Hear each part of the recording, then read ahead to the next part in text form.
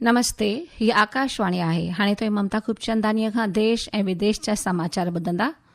सभ खां पहिरियों मुख्य समाचार।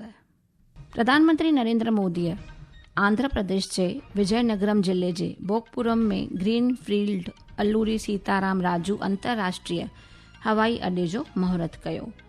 प्रधानमंत्रीअ बुनियादी ढांचे ऐं तवानाई खिते जे लाइ 18,000 करोड़ रुपयनि जी मुख़्तलिफ़ योजनाउनि जी शुभ शुरूआत कई। जम्मू कश्मीर में कुलगाम जिले में काल्ह थियल आतंकी हमले में जख्मी ॿियों पोरियत फौत थियो। 19 किलोग्राम वारे तिजारती LPG सिलेंडर जी क़ीमत अटकल 200 रुपया घटिजी। ओडिशा में महानदीअ जे पाणीअ जी सतह लगातार वधण सबबि ॿोॾ जी सूरत हाल। ऐं अॼु ग्लासगो में कॉमनवेल्थ रांदुनि में भारतीय मुक्केबाज जैस्मिन लैम्बोरिया प्रीति पवार पंहिंजनि मुक़ाबलनि में सोन जो तमिग़ो खटियो। हाणे समाचार तफ़सीलवार ॿुधंदा। प्रधानमंत्री नरेंद्र मोदीअ चयो आहे त आंध्र प्रदेश तेज़ीअ सां विकास करे रहियो आहे ऐं मर्कज़ी सरकार वसीह बुनियादी ढांचे ऐं औद्योगिक विकास ज़रिए सोने आंध्र ऐं विकसित भारत जे सपने खे साकार करण लाइ मुकमल नमूने कौलबद्ध आहे। प्रधानमंत्रीअ अॼु बोकपुरम में अल्लूरी सीताराम राजू अंतर्राष्ट्रीय हवाई अड्डे जो महूरत कयो। इन मौके ते आम सभा खे खिताब कंदे श्री मोदीअ चयो त हवाई अड्डे जो नालो आज़ादीअ जे जंगी जोधे अल्लूरी सीताराम राजूअ जे नाले ते रखियो वियो आहे ऐं इहो नालो ईंदड़ पीढ़ियुनि खे देशभक्तीअ ऐं जन सेवा जी भावना सां मुतासिर कंदो। अचो त ॿुधूं। आज यहाँ करीब 18,000 करोड़ रुपए की विकास परियोजनाओं का शुभारंभ, लोकार्पण और शिलान्यास हुआ है। एयरपोर्ट के साथ साथ ये प्रोजेक्ट आंध्र की रोड कनेक्टिविटी से भी जुड़े हैं। इनमें एनर्जी सिक्योरिटी से जुड़े प्रोजेक्ट भी हैं। ये विकास कार्य इस बात के प्रतीक है कि इस समय आंध्र किस स्पीड से आगे बढ़ रहा है। प्रधानमंत्रीअ चयो त हवाई अड्डो, रोड ऐं तवानाई समेत अटकल 18,000 करोड़ रुपयनि जी विकास योजनाऊं मर्कज़ ऐं राज्य में NDA सरकार जी अॻुवानीअ में राज्य जे तेज विकास खे चिटो कनि थियूं। हुन साहिब अॻिते चयो त सरकार में आज छोटे शहर के साधारण लोग भी फ्लाइट से आ जा रहे हैं। 12 इयर्स में सिर्फ एयरपोर्ट की संख्या ही नहीं बढ़ी है, हमारी उड़ान योजना के कारण आज गरीब परिवार के लोगों को भी जहाज में बैठने का अवसर मिल रहा है। इस योजना ने गरीब से गरीब को अपना सपना पूरा करने में मदद की है। कुछ दिन पहले ही सरकार ने उड़ान योजना के दूसरे फेज की शुरुआत की। इस पर भी 29,000 करोड़ रुपए खर्च किए जाएंगे। ऑयल मार्केटिंग कंपनीज़ अॼु 19 किलोग्राम वारे तिजारती LPG सिलेंडर जी क़ीमत अटकल 200 रुपया घटाए छॾी आहे। इंडियन ऑयल कॉर्पोरेशन लिमिटेड जे मुताबिक़ तिजारती सिलेंडरनि जूं नयूं क़ीमतूं अॼु खां लागू थींदियूं। इन फ़ैसिले सां रेस्टोरेंट, ढाबा, होटल ऐं खाइण पीअण जे कारोबार सां जुड़ियल माण्हुनि खे राहत मिलंदी। हिकु रिपोर्ट।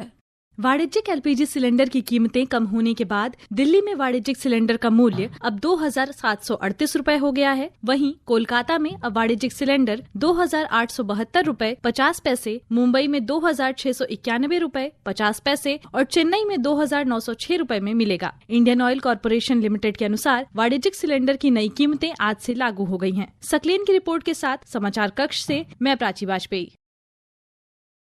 तइलीम ऐं साहित्य जगत में जंहिं पंहिंजी शेवाऊं ॾिनियूं, अॼु उन साहित्यकार ऐं रिटायर्ड प्रिंसिपल सुभाष शर्मा हिन फ़ानी दुनिया मां चालाणो कयो। महरूम शर्मा खे गुजरात सिंधी साहित्य अकादमीअ तरफ़ां साहित्य गौरव पुरस्कार ऐं राष्ट्रीय रतन अवार्ड ॾिना विया। श्री शर्मा खे बेस्ट ज्योतिष तौरु गोल्ड मेडल सां नवाजो वियो हो। हिफ़ाज़ती वज़ीर राजनाथ सिंह अॼु राजश्री पुरुषोत्तम दास टंडन जी जयंतीअ ते श्रद्धांजलि अर्पण कई। श्री सिंह चयो त शेवा जे लाइ उन जो जज़्बो ईंदड़ पीढ़ियुनि जे लाइ हमेशह प्रेरणा जो वसीलो रहंदो। ही समाचार तव्हां आकाशवाणीअ तां ॿुधी रहिया आहियो। वधीक समाचारनि जी तफ़सील जे लाइ तव्हां असांजी वेबसाइट newsonair.gov.in खे फॉलो करे सघो था ऐं हे समाचार तव्हां असांजी YouTube channel air news Gujarat ते बि ॿुधी सघो था। जम्मू कश्मीर जे कुलगाम जिले जे कैलम में दहशतगर्द हमले में थियल ॿियो ज़ख़्मी पोरियत अॼु सुबुह फौत थियो। इन सां फौतियुनि जो अदद 2 थियो आहे। हिकु रिपोर्ट। वरिष्ठ पुलिस अधिकारी ने बताया कि घायल श्रमिक की मौत श्रीनगर के एक अस्पताल में चिकित्सा के दौरान हुई। कल शाम ईंट भट्टे पर काम कर रहे इन 2 श्रमिकों पर अज्ञात आतंकवादियों ने गोलीबारी की थी। घटना के तुरंत बाद इलाके की घेराबंदी कर दी गई है। आतंकवादियों की धरपकड़ के लिए तलाश अभियान जारी है। उपराज्यपाल मनोज सिन्हा और मुख्यमंत्री उमर अब्दुल्ला ने मजदूरों की हत्या की कड़ी निंदा की और मृतकों के परिवारों के प्रति संवेदना व्यक्त की है। मुख्यमंत्री ने मृतकों के परिजनों को मुख्यमंत्री राहत कोष से 10-10 लाख रुपए की अनुग्रह राशि देने की घोषणा की है। कुलगाम जिला प्रशासन की ओर से 6-6 लाख रुपए की तत्काल सहायता भी दी जाएगी। श्रीनगर से इशफाक शाह की रिपोर्ट के साथ समाचार कक्ष से मैं सरफिरोजी। ओडिशा में महानदीअ में पाणीअ जी सतह लगातार वधी रही आहे। इन सां राज्य में ॿोॾ जी सूरत हाल संगीन थी वई आहे। असांजे खातूअ चयो त आबहवा महकमे राज्य में तमाम घणी बरसात जा आसार जाहिर कया आहिनि। हिकु रिपोर्ट। उड़ीसा में बाढ़ की स्थिति गंभीर बनी हुई है क्योंकि महानदी का जलस्तर लगातार बढ़ रहा है, जिससे कटक, पुरी, जगत सिंहपुर, केंद्रापड़ा और खोर्धा जिलों के निचले इलाकों में फिर से बाढ़ आने की खतरा पैदा हो गया है। मुख्यमंत्री मोहन चरण मांझी ने आज भद्रक, बालेश्वर, जाजपुर और केओंझर जैसे बाढ़ प्रभावित जिलों का हवाई सर्वेक्षण किया ताकि स्थिति का जायजा लिया जा सके और राहत कार्यों की समीक्षा की जा सके। भद्रक में कई गाँव बाढ़ के पानी से घिरे हुए हैं, सड़कों का संपर्क टूट गया है और संचार व्यवस्था बुरी तरह बाधित है, जिससे हजारों लोग भोजन, पीने का पानी और जरूरी सामान के लिए जूझ रहे हैं। प्रकाश दास, आकाशवाणी समाचार, भुवनेश्वर। इनकम टैक्स खेते चयो आहे त साल 2026-27 जे लाइ 31 जुलाई 2026 ताईं 59 करोड़ खां वधीक इनकम टैक्स रिटर्न जमा कराया विया आहिनि।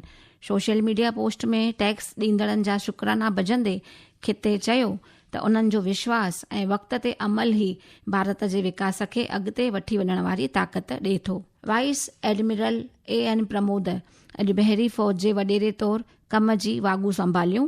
गोवा में आयल बहरी फ़ौज अकादमीअ जे 38 कैडेट कोर्स जे अॻूणे शागिर्द वाइस एडमिरल AN प्रमोद जुलाई 1990 में बहरी फ़ौज में कमीशन कई हुई। 36 सालनि जे पंहिंजे ख़ासि करियर में केतिरनि ई उहिदनि जूं वागू संभालियूं हुयूं। मरकजी रियायती ऐं शहरी कार्य मंत्री मनोहर लाल अॼु दिल्लीअ जे नरेला पॉकेट 11 में कर्मजीवी आवास योजना जे तहत ठहंदड़ फ्लैटनि जो मुआइनो कयो। हिकु सोशल मीडिया पोस्ट में हुन चयो त इहा योजना मौजूदा ऐं रिटायर सरकारी कर्मचारियुनि समेत मुल्क में शेवा में मशगूल कर्मयोगियुनि खे महफ़ूज़, उच्च मयार ऐं सस्ती रिहाइश फराहम करण में हिकु शुरूआत आहे। तेलंगाना जे वोटर फ़हरिस्त में ख़ासि गहरी ॿीहर जांच जी मुहिम जे लाइ चूंड खिते कार्यक्रम में बदिलाव आंदो आहे। इन में बूथ सतह जा अमलदार 2 अगस्त ताईं घर घर वञी करे सचाईअ जी ॼाण कंदा। ओडिशा में वोटर फ़हरिस्त जी ख़ासि ॿीहर जांच जे तहत इलेक्शन कमीशन दावा ऐं एतिराज़ खे दाख़िल करण वारी आख़िरी तारीख़ खे वधाए हिन महीने जी 19 तारीख़ ते आंदो आहे। आबहवा महकमे गुजरात, केरलम ऐं माहे में अॼु तमामु ज़ोरदार बरसात जे लाइ रेड अलर्ट ज़ाहिर कयो आहे। दिल्ली, हरियाणा, चंडीगढ़, पंजाब, हिमाचल प्रदेश, उत्तराखंड, उत्तर प्रदेश, कोकण, गोवा, ओभरी भारत जे कुझु हिस्सनि में पिणु सुभाणे ताईं सख़्त बरसात जा इम्कान आहिनि। राजधानी दिल्लीअ में अॼु शाम ताईं केतिरनि ई जायुनि ते बरसात थी सघे थी। रांदुनि पासे रुख कंदे अॼु ग्लासगो में कॉमनवेल्थ गेम्स में भारतीय मुक्केबाज जैस्मिन लैम्बोरिया, प्रीति पवार पंहिंजनि मुक़ाबलनि में गोल्ड मेडल खटिया। मुख्य समाचार हिकु भेरो ॿीहर वरी ॿुधंदा। प्रधानमंत्री नरेंद्र मोदीअ आंध्र प्रदेश जे विजयनगरम जिले जे भोगपुरम में ग्रीन फील्ड अल्लूरी सीताराम राजू अंतर्राष्ट्रीय हवाई अॾे जो महूरत कयो। प्रधानमंत्रीअ बुनियादी ढांचे ऐं तवानाई खिते जे लाइ 18,000 करोड़ रुपयनि जी मुख़्तलिफ़ योजनाउनि जी शुभ शुरूआत कई। जम्मू कश्मीर में कुलगाम जिले में काल्ह थियल आतंकी हमले में ज़ख़्मी ॿियों पोरियत फौत थियो। 19 किलोग्राम वारे तिजारती LPG सिलेंडर जी क़ीमत अटकल 200 रुपया घटिजी। ओडिशा में महानदीअ जे पाणीअ जी सतह लगातार वधण सबबि ॿोॾ जी सूरत हाल। ऐं अॼु ग्लासगो में कॉमनवेल्थ रांदुनि में भारतीय मुक्केबाज जैस्मिन लैम्बोरिया, प्रीति पवार पंहिंजनि मुक़ाबलनि में सोन जो तमग़ो खटियो। समाचारनि जो इहो अंक ते समाप्त थियो। मूंखे ॾींदा इजाज़त। नमस्ते।